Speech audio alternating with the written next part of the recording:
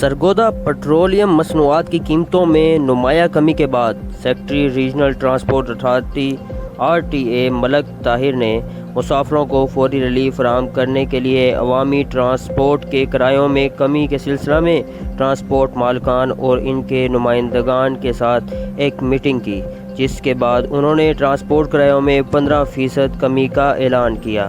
Secretary RTA ملک طاہر نے تمام transporters کو نئے کرایوں پر فوری عمل درآمد یقینی بنانے کی سخت ہدایت جاری کرتے ہوئے کہا کہ ہر گاڑی میں کرایہ نامہ نمایاں جگہ پر اویزاں کیا جائے۔ انہوں نے خبردار کیا کہ مسافروں سے مقررہ کرایوں سے زائد وصولی، اوور چارجنگ کرنے والے ٹرانسپورٹرز کے خلاف سخت قانونی کارروائی عمل میں لائی جائے گی۔ سیکرٹری RTA کے مطابق کرایوں میں کمی کا مقصد عوام کو پٹرولیم مصنوعات کی قیمتوں میں کمی کا براہ راست فائدہ پہنچانا اور فوری ریلیف فراہم کرنا ہے۔ سیکرٹری RTA نے مسافروں سے بھی اپیل کی کہ اگر کوئی ٹرانسپورٹر اضافی کرایہ وصول کرے تو اس کی شکایت متعلقہ حکام کو کریں تاکہ فوری کارروائی کی جا سکے۔ انہوں نے مزید کہا کہ حکومتی ہدایات کے مطابق عوام کو ریلیف فراہم کرنا اولین ترجیح ہے۔